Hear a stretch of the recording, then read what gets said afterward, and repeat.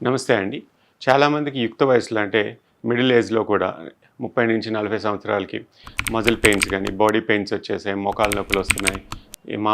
పెద్దవాళ్ళకి లేవు, మాకెందుకొస్తున్నాయి అన్న కారణాలు చాలామందికుంటాయి. ఇప్పుడొచ్చే జనరేషన్‌లో చాలా నొప్పులు ఈ పెయిన్స్‌తో, ఈ కంప్లెయింట్స్‌తో మా దగ్గరికి చాలామంది వస్తూ ఉంటారు. దీనికి గల కారణాలేంటి తెలుసుకుందాం. నేను doctor Ratnakar, consultant orthopaedic surgeon, Apollo hospitals, Jubilee Hills. ముఖ్యంగా మన లైఫ్ స్టైల్ అండి.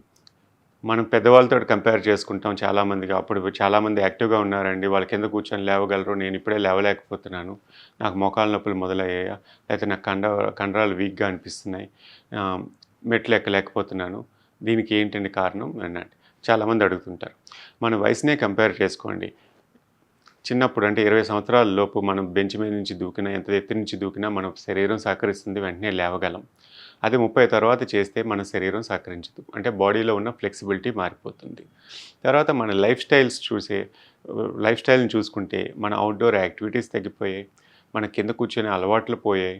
డైనింగ్ టేబుల్ వాడతాం. కమోడ్ లైఫ్ స్టైల్ కూడా మారిపోయింది. మోస్ట్‌లీ అందరూ వెస్టర్న్ కమోడ్‌కే వచ్చేసారు. కింద కూర్చొని స్క్వాట్ పొజిషన్‌కి గానీ, దీనికి గానీ ఉండే అవకాశాలు చాలా తక్కువైపోయాయి. సడెన్‌గా ఎప్పుడో చేయాలి, మోకాలు పట్టేసింది అన్న సమస్య చాలామందికి చూస్తూనే ఉంటాం.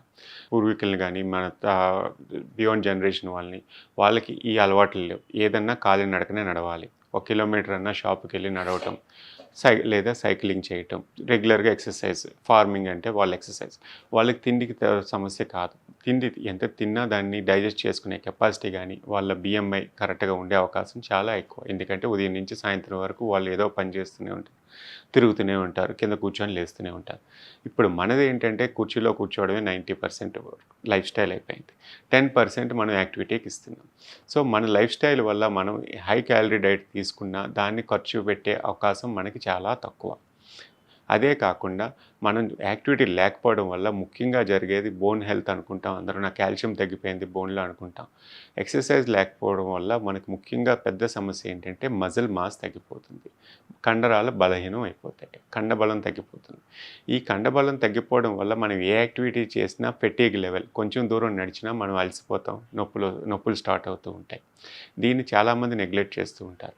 అందరూ నాకు బోన్స్ వీక్ అయిపోయాయి, కాల్షియం తీసేసుకుంటాను, లేదా విటమిన్ D3 తీసుకుంటాను అని అనుకుంటారు గానీ, ఈ కండరాలు బలహీనం పడిపోతున్నాయి, దానికి నేను ఎక్సర్సైజ్ చేయాలి, కండబలం కావాలి, దానికి ఏం చేయాలి, ఎటువంటి ఎక్సర్సైజ్ చేయాలని చాలామంది ఆలోచించరు. అదే ముఖ్య కారణం. ఇప్పుడు ఆర్థరైటిస్ కూడా చాలామంది నాకు బోన్ హెల్త్ కింద కూర్చుంటే వస్తది, లేకపోతే అనుకుంటారు గానీ, నేను నడక తగ్గించేశాను, దానివల్ల కండరాలు వీక్ అయిపోతున్నాయి. కండరాలు వీక్ అయిపోవడం వల్ల బోన్ మీద భారం పడి ఇంకా తొందరగా అరిగిపోతుందన్నది ఆలోచించరు. సో, అందుకే అందరూ ఏదన్నా ఆర్థరైటిస్ వచ్చినా కూడా ఎక్సర్సైజ్ అని చెప్తారు. ఎక్సర్సైజ్ చేస్తే మోకాళ్ళు అరిగిపోకుండా మానేయు. ఎక్సర్సైజ్ చేయడం వల్ల కండబలం పెరిగితే మోకాళ్ళ మీద భారం తగ్గుతుంది. అందుకు ఎక్సర్సైజ్ చేస్తూ ఉండాలి. వ్యాయామం వల్ల వచ్చే ఫిజియోథెరపీ అన్నా, వ్యాయామం అన్నా, ఎక్సర్సైజ్ అది ముఖ్య కారణం. యుక్త వయసులో కూడా వీళ్ళందరికీ ఏంటంటే, నాకు టైం లేదండి, నాకు స్ట్రెస్ లెవెల్ ఎక్కువ, నేను ఏమీ చేయలేకపోతున్నాను, ఆలోచించడం వల్ల కూడా నొప్పులు కూడా పెరిగే అవకాశం ఉంటుంది. నిద్ర లేకపోవడం వల్ల కూడా నొప్పులు పెరుగుతాయి. నడుము నొప్పి నుంచి మోకాళ్ళ నొప్పికి ఒక్క ఫ్యాక్టర్ ఉండదు వీళ్ళకి. అనేక కారణాల వల్ల ఈ నొప్పులు వస్తూ ఉంటాయి. యాక్టివిటీ అన్నది చాలా ఇంపార్టెంట్. ఈ మజిల్ మాస్ లేకపోతే మెడ నొప్పి నుంచి మోకాళ్ళ వరకు అన్నీ నొప్పులే వస్తూ ఉంటాయి. ఎక్కడన్నా అతిగా వాడితే భుజం నొప్పి కూడా వస్తుంది. లేదంటే మౌస్ వాడటం వల్ల చెయ్యి నొప్పి కూడా పట్టేస్తుంది. టెన్నిస్ ఎల్బో నుంచి రిస్ట్ పెయిన్ వరకు అనేక కారణాలున్నాయి. ఎందుకంటే మనం రోజూ చేస్తున్నాం, మజిల్‌ని హింసిస్తున్నాం, దానికి తగ్గ స్ట్రెంత్ మనం ఇవ్వట్లేదు. ఏదన్నా రిపీటెడ్‌గా చేసేటప్పుడు కొంత వయసు వరకు బాడీ సహకరిస్తుంది. ముఖ్యంగా ఈ సమస్య 40 తర్వాత బాడీ సహకరించదు. 30-40 ఒక ట్రాన్సిషన్ ఫేజ్ అనుకోండి. 40 దాటిన తర్వాత మన BMI అంటే మనం డెడ్ సెల్స్ పెరిగిపోతూ ఉంటాయి. ఫ్యాట్ రేషియో పెరిగిపోతూ ఉంటుంది. మజిల్ మాస్ తగ్గిపోతూ ఉంటుంది. అక్కడ కింద కూర్చొని లేవాలన్నా మనకు సమస్య తెలిసిపోతుంది. అమ్మో! నా వయసు పెరిగిందా? లేకపోతే సమస్య పెరిగిందా అన్నది. ఎందుకంటే అక్కడ డెడ్ సెల్స్ పెరిగిపోవడం వల్ల ఫ్యాట్ ప్రపోర్షన్ పెరుగుతూ ఉంటుంది బాడీలో. మజిల్ తగ్గిపోతూ ఉంటుంది. కొన్ని రోజులకి నడుము నొప్పి కూడా వస్తుంది. ఎన్ని కుర్చీలు అమర్చుకున్నా నడుము నొప్పి పోదు. ఎందుకంటే సమస్య నడుము వీక్‌నెస్ వల్ల వచ్చిన సమస్య, అంతే గాని కుర్చీ వల్ల వచ్చిన సమస్య కాదు. సో, దీన్ని ధ్యాస ఉంచుకొని మనం ముఖ్యంగా ఎక్సర్సైజ్ కండబలం పోకుండా చూసుకోవడం ఇంపార్టెంట్ అండి.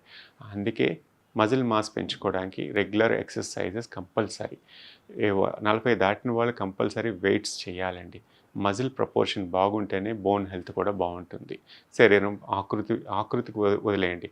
మనం మంచిగా యాక్టివ్గా ఉండాలి అని అంటే మజిల్ మాస్ ఉండాలి. అది ముఖ్య కారణం. మజిల్ మాస్ ఎక్సర్సైజ్ వల్ల కంపల్సరీగా వస్తుంది. వేరే కారణం వల్ల కాదు.